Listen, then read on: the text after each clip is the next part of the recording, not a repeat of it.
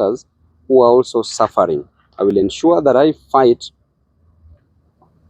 for people in this country to access justice, to get justice, to ensure that that which belongs to them, that which they deserve, they get in the society. So I will give an opportunity to a few just to say a word. These people, the mistakes that they committed is just lack of an opportunity in this country. There are no jobs. Some were involved in gambling so that they could make both ends meet. Others were hawkers, were arrested as they were trying to fend for their families. Others are border riders. They were involved in petty cases. Some were arrested by Kanjo, as I've said, the hawkers.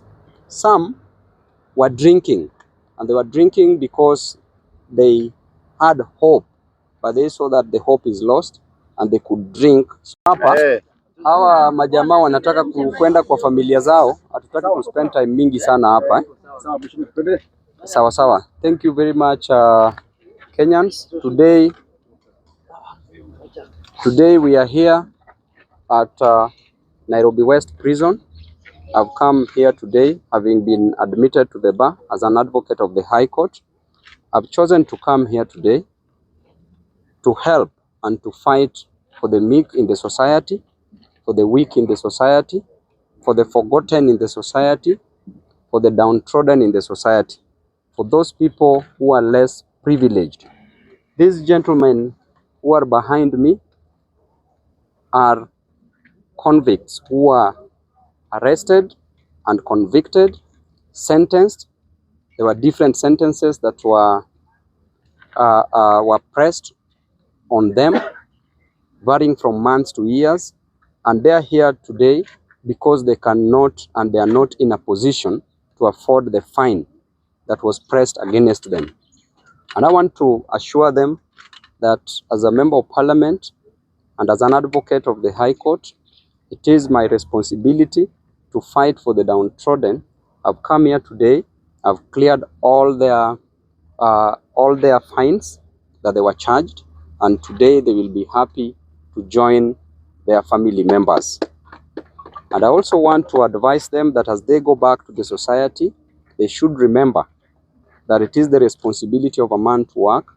It is the responsibility of a man to provide for the family. It is the responsibility of a man to ensure that they don't sleep. Why? Because the Bible says that a little sleep, a little slumber, a little folding of the arms, and poverty will attack you like an armed robber. That is in Proverbs. And therefore, as an advocate, I chose to come today to release my brothers who are here at the prison. We've managed to release close to around 40 that are going home. In other prisons, we are also doing the same. We started this work from the time that I was admitted. And I want to appreciate the effort that was employed by one Eve Kirote, who works as an organization called Hope Beyond Bars. She's a lady who's been working so hard together with other prisoners to ensure that the welfare of prisoners in this country is well maintained.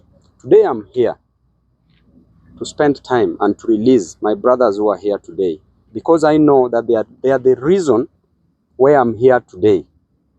If I remember, my upbringing was so messed up, brought up in poverty with so much harassment, and I said that the best course that would help the downtrodden in the community was to pursue law. And that law is not for me, is not for my family members, but it is for my brothers who are here and my sisters who are also suffering. I will ensure that I fight for people in this country to access justice, to get justice, to ensure that that which belongs to them, that which they deserve, they get in the society. So I will give an opportunity to a few just to say a word. These people, the mistakes that they committed is just lack of an opportunity in this country. There are no jobs. Some were involved in gambling so that they could make both ends meet. Others were hawkers, were arrested as they were trying to fend for their families. Others are border riders. They were involved in petty cases. Some were arrested by Kanjo, as I've said, the hawkers.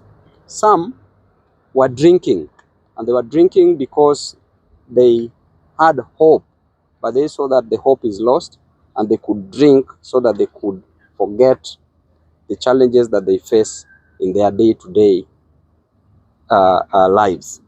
So I will give them an opportunity to say a word. How many are they? 40. There are 40. We are going home with some. The magistrate has not signed the release orders for some, who will be released tomorrow, others on Monday. But a total of 40 in other prisons also, we've done the same. The total that we are releasing in Nairobi prisons is close to around 200 convicts, and even those who could not manage to pay their cash bail. Are you intending on going to other countries? We are planning to do that. It is one of my, there's something we are working together with Eve, that will be going across the country in different prisons. We are not only going to release some of the prisoners we are working on petty offenses, those who committed petty offenses. Those are the people that we want to focus on. And in addition to that, we are also planning to go around other prisons to teach them. There are those who are doing examinations, they are doing exams, KCP, KCSE. We are going to also teach them, equip them with knowledge so that they can pass the exams. We are also going around to talk to them. These are our brothers and sisters. These are the forgotten in the society. So we also want to encourage them and tell them that this is just a hurdle in life. It is not the end of life. Just like an athlete who jumps over the steeplechase, they need to focus on their vision, not just the arrest part of it. So this is just a stage in life. Maybe among the 200, are there also women? Of course, there are also women that we are working on from Langata prison. It's only that we've come here slightly late, but we are working on that. And I've told you that they're close to around 200, both men and women. Maybe just a clarification for the ones who released on the petty offenses. Maybe in terms of the cash bill, maybe how many did it make? Is it 5,000 to 10,000 or 10,000? Cash bill, no. There are fines and also there are cash bill, which are varying from 2,000, 5,000, 15, 20,000, and even 30,000. Yes. Okay. So let's give them an opportunity. At least mseme kitu kimoja na mjue this is not the end of life. You still go back to the society. Wewe jipiganie kama mwanamume. Bora ufix your mind, ujue your attitude will determine your altitude kwa maisha. Sawa sawa? So introduce to. Nimeshukuru kwa mheshimiwa. Nashukuru kwa mheshimiwa. Nimeshukuru kwa mheshimiwa kwa kututoa. Wengi hawakuwa na hofu ya kutoka, lakini wametoka, wamefurahi, wataenda kwa familia zao. Asante sana mheshimiwa. Majina? Peter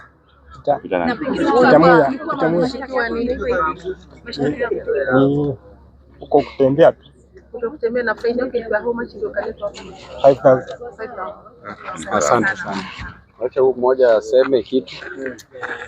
Tunashukuru sana mheshimiwa. Tunashukuru mheshimiwa. Kwa majina ni Marlon Muragori Wanjiko. Nilikuwa nimeshukwa kwa sababu ya gambling. Fine ilikuwa ya 5,000. Tunashukuru mheshimiwa kwa sababu ya kututoa na tunampongeza sana. Na pengine unaweza tuambia umekaa hapa muda gani? Nimekaa hapa wiki 2. Nilikuwa nimefungwa miezi 3. Lakini sasa mheshimiwa ameweza kutulipia fine. Tunashukuru sana. Sasa kwa leo jinsi umeachiliwa, je, unatarajia kufanya nini katika society? Katika society nimekubali kubadilika na hiyo gambling, nimekubali kuachana nayo na kukuwa mtu mwema na kuendelea tu na maisha. Ni ujumbe gani unaelezea wale ambao wanaendelea na ujumbe wa gambling? Gambling, wacha niseme, siku yako ikifika wewe bado utanaswa. Ningeomba tu waweze tu kubadilika, mtu aweze kuishi maisha ya kawaida na yote itakuwa sawa. I think tuko sawa, tuachie hapo siku ya leo. Ninawashukuru sana wanahabari na Mwenyezi Mungu awabariki. Wacha tuzidi kutenda mema. Mungu awabariki. Asanteni sana.